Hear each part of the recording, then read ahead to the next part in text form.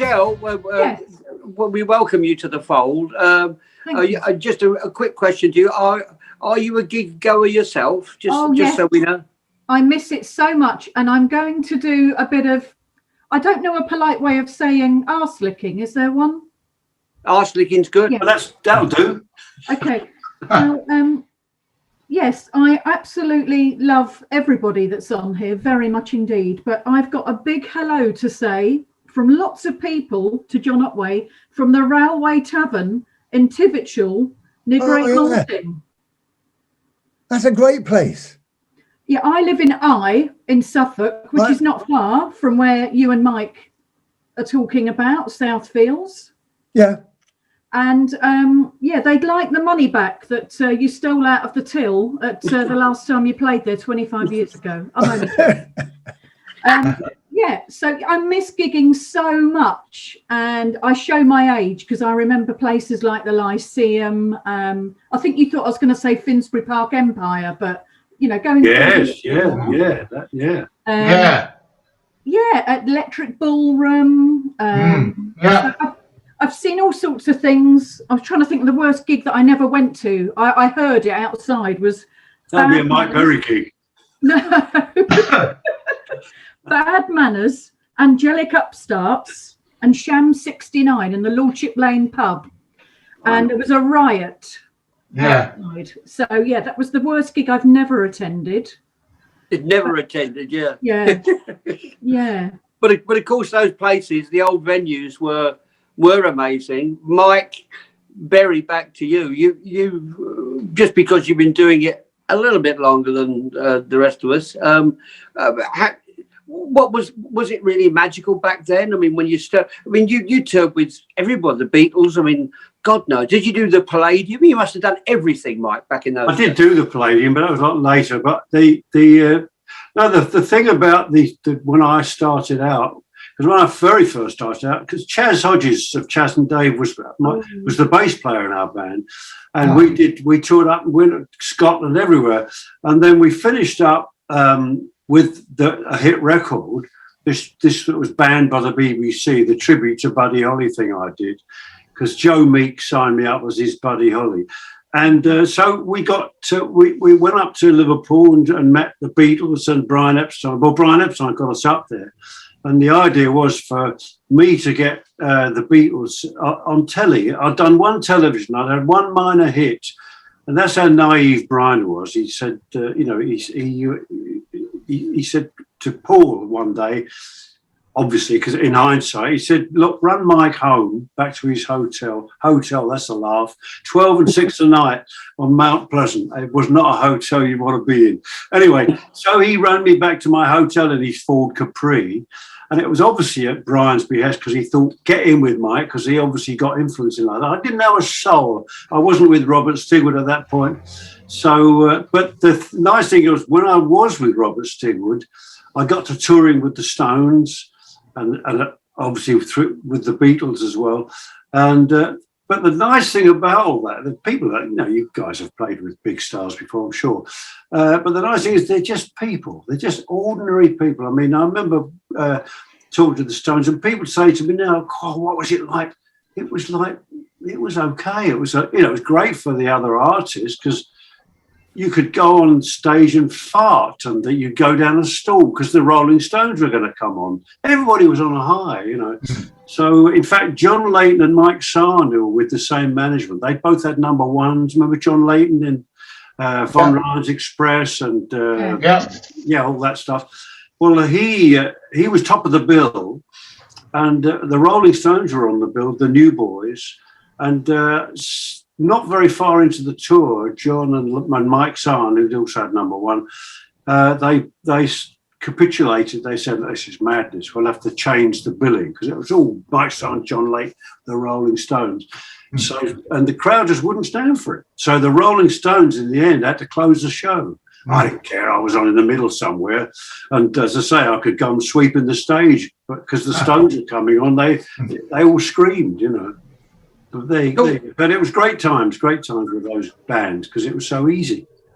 Talking of the Beatles, John Altman, not many people can say that they've actually played George Harrison, but I suppose you can. How did you get the role? Was it bribery, sexual favours, or just a bit of charm? Well, as opposed to the internet these days and everything, and I tramped around Soho. I come back to London in the summer of Punk, I think it was, and I took my photograph of various casting directors. Beth and Esther Charkham were at the Queen's Theatre, they had an office there. And I just gave them 8x10s. You know them, Mike? Yeah. And I gave this 8x10 and stuck it on the pinboard, said, "Nice to meet you, John, and maybe we'll be in touch." And then a few weeks later, they were casting this Beatles, and I looked up, "Oh, maybe John might be able to play George, because a lot slimmer in those days. My ears were quite similar to George's." Have you seen the film at all, Mike or John? Anybody? Have you seen it? No. It's called Birth of the Beatles. Anyway. Yeah. No, I didn't see it. Have you seen it, Michelle? Yeah, I recognise your ears. Yeah, the ears, yeah. Yeah. I'm also a Pisces, and George was a Pisces. So what I did was, when the audition came about, we got whittled down, cut a long story short. It was quite amusing, really, because for the last one, I went back, and it was like, you could see there was another George sitting there up at Wembley Studio. I was like, he's a Ringo, he's a John, you know. And I listened to all these old Beatle fan club discs, Mike, which you might have remembered, because I was a member of the fan club. And they used to send a message out every Christmas saying, you know, how happy Christmas to all our fans, you know, we love you and all that stuff, you know. So, so I listened to George's voice, I watched some videos, and it was like, I think, a 3-part audition, and we did a video, an old-fashioned video type thing at the end, and then that went off to Los Angeles. It was Dick Clark Productions put the whole thing together. They did another movie called Elvis the movie as well, and wow, I got right down to the end, me and one other George, and I was so absolutely out. I was so overjoyed to get the part, because I grew up listening to the Beatles, and you know, George is my favourite Beatle as well. I always used to like the tracks that he composed and everything, and I thought I looked a bit like him, I say he's Pisces as well. So, also, lastly, I was just doing my garden here. I was going to say, it's not a very rock and roll thing, but I know George loved his garden, and so do I. It's just a very pleasant thing to do, getting out there and getting away from the doom and gloom on the TV, etc. And it's so I hope that answered your question, and it was an absolute treat to play George. We actually, as a band, it was Ray Ashcroft as Ringo, Rod Culbertson as Paul, Steve McKenna as John, and Ryan Michael played Pete Best. Met Pete Best as well. So we actually 4 weeks of solid work. We actually enjoyed being with each other, and we all played a bit of guitar as well, John and Mike. So we made sure, like Dizzy Miss Lizzy, we were at the top of the fret, you know, Oh, yeah. So whenever we played, even though it was a backing track, there's nothing worse than watching a film with somebody playing A minor, G, F, and C, and they're just holding down the G chord. You kind of go, no. So anyway, it was a fantastic experience, and I loved it. Yeah, Must have been great, yeah. Birth of the Beatles, if nobody out there has seen it, you can find it in the darkest depths of the Amazon somewhere, and it's not really an official DVD, but I think somebody taped it off the TV. But it's a shame they never did put out a proper version. Richard Marquand, who directed Return of the Jedi, he was the director on there. He's sadly died quite young, but yeah. I think you can see it on Amazon Prime. I think you can. Amazon Prime. Oh, can you? Yeah. Oh, good. Great. Yeah. Here you go. Yeah, it was great fun. It's funny though, isn't it? When you look at it, I mean, John Otway, you've always been with music, mind you. I was going to say you don't do other things, but I was in a film with you, wasn't I? Way back, called Whoops Apocalypse. John, do you remember that? Yeah, yes. I remember that name. Yeah. I did a fair bit of acting. Like I was in about sort of 5 commercials, and I got the starring role in Super Gran and the Chronic Crooner. And I did a couple of episodes of William Tell. And what happened was my Yeah, sorry, John, hang on. You was in William Tell. Yes. Oh God, what, with Conrad Phillips? No, he's not that old. No, it was. It wasn't a movie. It was a sort of dodgy television series filmed in France.